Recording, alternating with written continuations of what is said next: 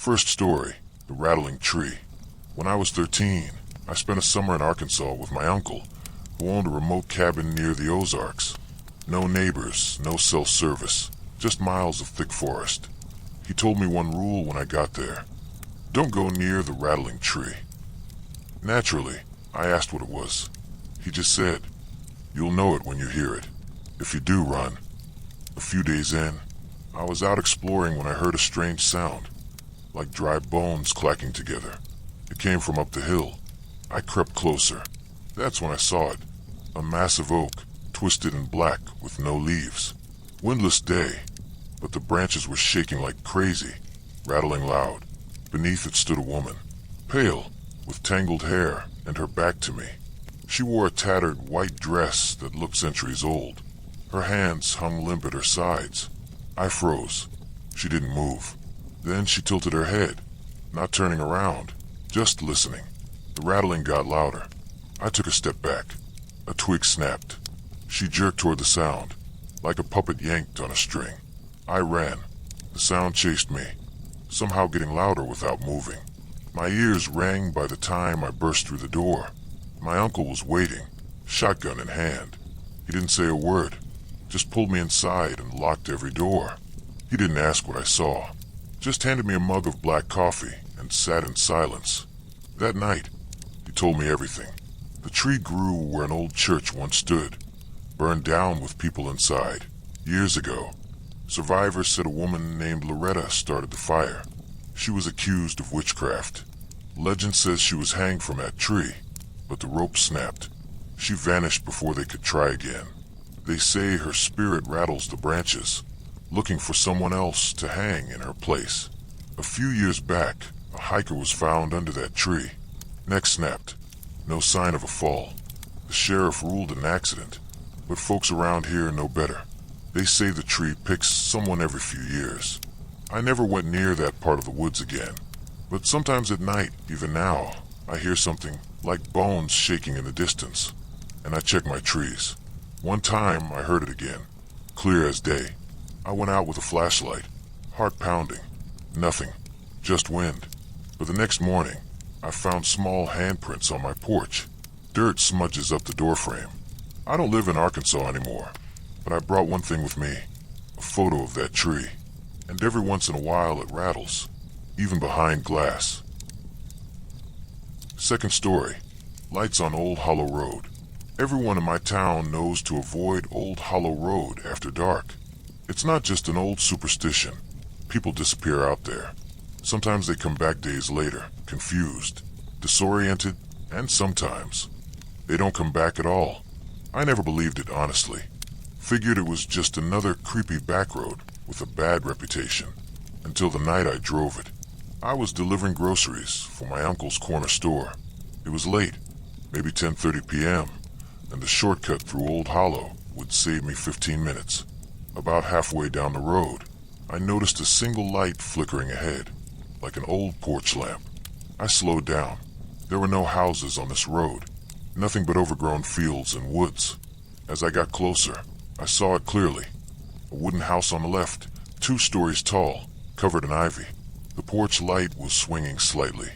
I stopped the car. It hadn't been there before. I'd driven this road dozens of times in daylight. It was empty. The windows were all dark, except one upstairs. A faint yellow glow. Something moved past it.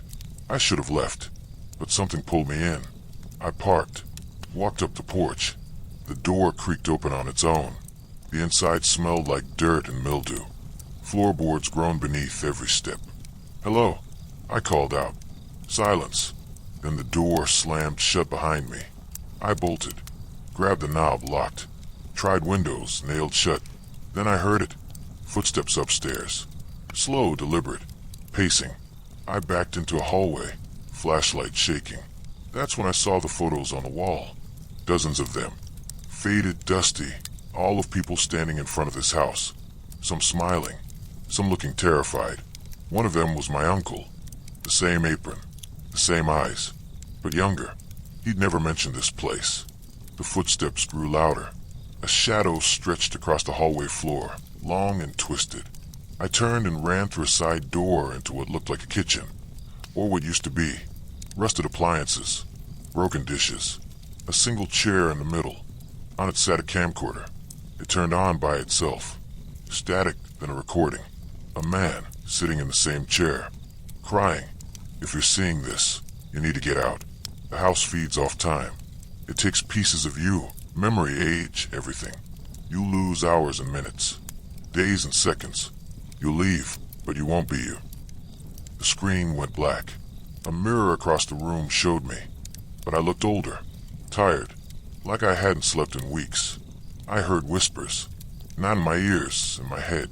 Stay, just one more minute. I kicked the nearest window. Glass shattered. I dove out and hit the ground hard. Looked back, the house was gone. Nothing but weeds and trees. I scrambled into the car and drove like hell. When I got back, my phone had 27 missed calls. I'd been gone for 3 days. No one believed me. My uncle didn't say a word, just handed me a photo from an old album. It was him and the house. In the background, a figure standing in the upstairs window. That night, I tossed the photo, burned my clothes, but I still see that porch light when I close my eyes. Swinging, flickering, waiting. Third story, the still one. It started with a whisper in the vents. I had just moved into my new apartment, a cheap one-bedroom in an old building downtown. Nothing fancy, but it was mine. First night there, I heard something strange while unpacking. A soft tapping coming from the air vent in the bedroom, like someone drumming their fingers, slow and steady. I figured it was just the heating system, maybe rats. The building was old. I went to bed thinking nothing of it. Around 2:30 a.m., I woke up to the sound again, but this time it was whispering. I sat up, heart racing, and leaned close to the vent. The voice was too faint to make out, but it was definitely human, a hushed tone, rhythmically repeating something. The next day, I asked the landlord. He brushed it off. Old pipes. You'll get used to it. But I didn't. Every night after that, the whispers grew louder. I started recording them on my phone. When I played it back, the audio was full of static, and a voice whispering the same word over and over. Still, still, still. I posted the audio online, half joking, asking if anyone knew what it could be. A user DM'd me the next day. It's not the pipes. You have a still one. Move. Now, they explained that a still one is a type of thing. A spirit, a presence. No one really knows, but it lives in the space between walls, vents, mirrors, and it watches. It mimics. It whispers one word over and over to lull you, until you forget what's real and what's not. Do not speak to it. Do not answer. That night, I didn't sleep. Around 3 a.m., my bedroom vent popped open by itself. No wind, no pressure, just a soft creak and a clatter. I stared at it, paralyzed. Then I heard my own voice whispering from inside it. Still, still. I ran out of the room, slept in my car. Next morning, I bought duct tape and sealed every vent in the apartment, but the sound didn't stop. It came from a bathroom mirror now, from the kitchen faucet, from the static on the TV when it wasn't on. Always the same word, always my voice. I went back online to message that user again. Their account was gone, deleted, no trace. I called a priest. He visited, said prayers, sprinkled holy water. The whispering stopped for a week. Then one night, I came home and all my mirrors were fogged, even though the apartment wasn't humid. Written on each one in reverse, be still. I covered them, taped cardboard over each one. A few nights later, I caught my reflection moving differently than me. A half-second delay, a wrong blink. Then one night, it didn't move at all. Just stood there, staring back. I screamed, smashed the mirror. Pieces hit the floor, and in every shard, I saw a different version of me. One crying, one bleeding, one grinning wide with too many teeth. I left that apartment that night. Never went back, but I still hear it sometimes, when things are quiet, when I'm brushing my teeth, or opening a closet. Still, still. And sometimes, my reflection still forgets to move. Fourth story, the girl from Site 27. My cousin worked as a night guard for a government-funded research site in northern Nevada. I never thought much of it. He always made it sound boring. Long shifts, empty halls, watching monitors. Until the night he called me out of nowhere, whispering. They let her out. I thought he was drunk, told him to sleep it off. But before he hung up, he said something that stuck with me. If you see a girl with black eyes and a smile too wide, don't speak. Don't even blink. Just run. That was 2 years ago. He disappeared the next day. Vanished. No note, no trace. The facility denied he ever worked there. Fast forward to last fall. I was driving through Nevada, long stretch of highway, just outside Tonopah. Sun going down, gas tank low. I pulled into a dusty old station, seemingly abandoned. But inside, behind the counter, sat a girl, maybe 16, pale skin, black hair, eyes hidden beneath bangs. She was humming. I asked if they had gas. She didn't respond, just kept humming. I backed away slowly. As I turned to leave, she spoke. You blinked. Her head tilted, and I finally saw her eyes. Pitch black, no whites, just void. And that smile, it stretched too far. Past what's human. I ran. The door slammed shut behind me. I banged on it, screaming. When it finally opened, the girl was gone. So was the counter. The store was dust and debris, long abandoned. I sped away and didn't stop until I hit a crowded town. Reported it to a local officer. He asked if I'd seen anything strange. I hesitated.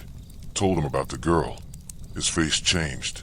That's Site 27 material. He said. They closed it years ago. Burned it down after containment failed. But she's still out there. Hitchhiking. Mimicking. Looking for someone new. He pulled a photo from a drawer. It was grainy, black and white. But it was her. Same eyes. Same smile. If she speaks to you, he said, you already lost. I asked why. Because it means she picked you. Now I avoid road trips. Stick to crowded highways. Keep mirrors covered in motel rooms. But sometimes, I hear humming on the radio, and I don't blink.